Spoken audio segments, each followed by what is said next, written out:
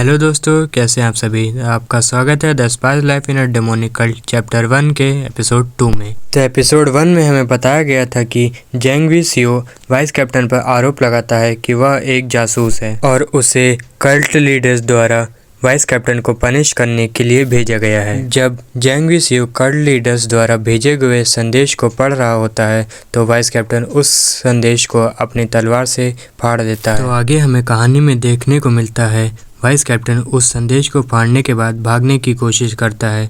तब जेंग सीओ कहता है, हाँ, तुमने पंत नेता के आदेश का अनादर करने का साहस किया। हमें आगे कहानी में देखने को मिलता है एक अनजान व्यक्ति उस घर में छुपा हुआ है और वह कहता है, काउंटर इंटेलिजेंस तीसरे कप्तान जेंग सीओ जासूस योंग वू, जिसने सिद्धांत के अनुसार गिरफ्तारी के आदेश का विरोध किया। वाइस कैप्टन उस घर की दीवार को तोड़कर भागने की कोशिश कर रहा होता है और वो कहता है, मुझे भागना होगा। उस पागल कुत्ते द्वारा जासूस होने का आरोप लगाए गए लोगों में उनमें से एक भी जीवित वापस नहीं लौटा। मुझे नहीं पता कि वो मुझे क्यों फंसाने की कोशिश कर रहा है, लेकिन अभी तो भाग जाना ही मेरे जीवित रहने का एकमात्र उपाय है। मैं बाद में अपना नाम साफ करने का कोई रास्ता ढूंढ लूंगा। जब वाइस कैप्टन भाग रहा होता है तब जेंग सीओ एक धागे से बंधे हुए खंजर से वाइस कैप्टन पर हमला कर देता है और वह खंजर वाइस कैप्टन के सीने से आर पार हो जाता है। फिर जेंग सीओ उस धागे से कुछ ऐसा करतब करता है जिससे वाइस कैप्टन के पूरे शरीर के टुकड़े टुकड़े हो जाते हैं। जेंग सीओ कहता है, तत्काल मारा। वाइस कैप्टन मरते हुए पूछता है, यह आदेश किसने दिया। जेंग सीओ चुपचाप खड़ा हो जाता है। फिर जेंग सीओ मुस्कुराते हुए कहता है, यह गलत प्रश्न है। यह पूछने की बजाय कि यह ऑर्डर किसने दिया, तुम्हें यह पूछना चाहिए था कि तुम्हें ही क्यों दिया। जैसा कि तुमने कहा, क्या यह सामान्य घटना नहीं है। झूठा आरोप लगाया जाना और अनुचित तरीके से मारा जाना। इस शापित राक्षस पंथ में हमें चैप्टर 2 के स्टार्टिंग में चेओन्मा दैवीय पंथ के चेओनसान का बाहरी इलाका दिखाया जाता है। हमें आगे दिखाया जाता है कि जेंग सीओ एक ट्रॉली को ढकेलते हुए ले जा रहा होता है। जेंग सीओ उस ट्रॉली को ढकेलते ढकेलते थक जाता है तो वह एक जगह रुक जाता है। फिर वह कहता है, यह इतना भारी था कि इसे अकेले हटाने की कोशिश में मेरा कंधा लगभग उखड़ गया था।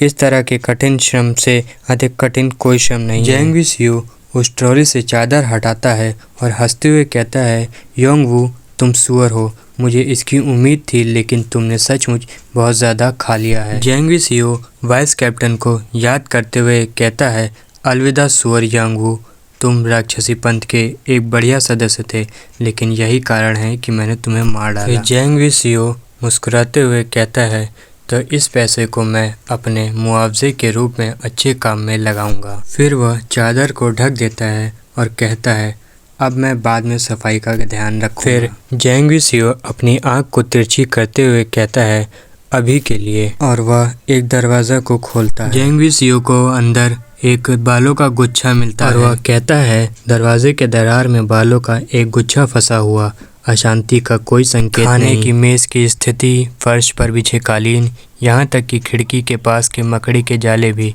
सब कुछ वैसा ही है जैसा पहले था। इतना सब काफ़ी होना चाहिए। मैं सुरक्षा के बारे में इतना संवेदनशील इसलिए हूँ क्योंकि मैं एक जासूस हूँ, और अधिक स्पष्ट रूप से कहूँ तो मैं एमगैग का एक एजेंट हूँ जिसे मुरीम अलायंस द्वारा भेजा गया है। कहानी में हमें आगे बताया गया है कि 19 साल पहले शांति संधि के बाद भी मुरीम स्वामी उसी गुट पर भरोसा नहीं कर सके। इसीलिए उन्होंने भविष्य की तैयारी के लिए एक गुप्त संगठन की स्थापना की। सदस्यों का चयन कठोर परीक्षण के माध्यम से किया गया। उन्होंने गुप्त रूप से कई मिशनों को अंजाम दिया। उनमें से केवल मुट्ठी भर अभिजात वर्ग के सदस्यों को एक मिशन के लिए सामा की भूमि पर भेजा गया था, जो अपने आदेश की प्रतीक्षा कर रहे थे, और मैं उनमें से एक हूँ। आगे हमें कहानी में दिखाया जाता है, जेंग सीओ एक घर में एक बेड पर बैठा हुआ है और वह कहता है, जहाँ तक मेरे मिशन की बात है, इसके बारे में सोच कर ही मुझे फिर से गुस्सा आ जाता है। जेंग सीओ गुस्से में अपने सर को पकड़ कर कहता है,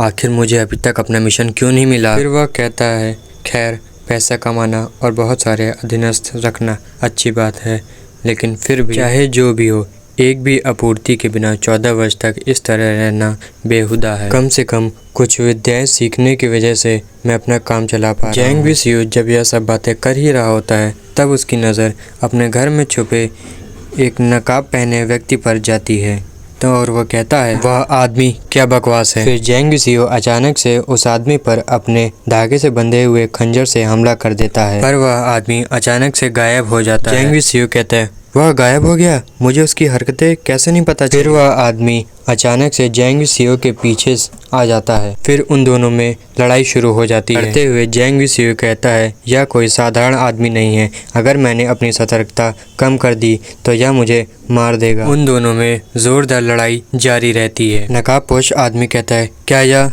एक तार युक्त खंजर धागा है। फिर जैंग विसियो अपने धागे में उस नकाबपोश आदमी को बांध लेता है। जैंग विसियो कहता है, अच्छा मैंने उसे पक्का पकड़ लिया। वह नकाबपोश आदमी वहां से भी गायब हो जाता है और यह देखकर जैंग विसियो चौंक जाता है। जैंग विसियो कहता है, अविश्वसनीय है कि वह वहां से भी बच निकला, आखिर वह क्या है। इस तरह के कौशल के साथ वह कम से कम एक वर्ग नेता के बराबर है। फिर वह नकाबपोश आदमी जैंग विसियो पर एक कुनाई से हमला करता है, जो कि जैंग विसियो उसे देख नहीं पाता है, पर वह किसी तरह उस कुनाई से बच जाता है। कुनाई पर हिडन पेवेलियन लिखा रहता है। यह देखने के बाद जैंग विसियो चौंक जाता है और वह कहता है, हिडन पेवेलियन। फिर जैंग विसियो कहता है, मुझे मत बताओ कि तुम, पर वह आदमी अचानक से वहां से गायब हो जाता है। जैंग विसियो कहता है, उसके भागने के तरीके को देखते हुए नहीं लग रहा था कि वह मुझे मारने की कोशिश कर रहा है। क्या वह मेरा मजाक उड़ाने आया था? अगर ऐसी बात है तो। फिर जैंग विसियो उस कुनाई की तरफ बढ़ता है और वह देखता है उसमें एक संदेश है। उस संदेश में लिखा रहता है,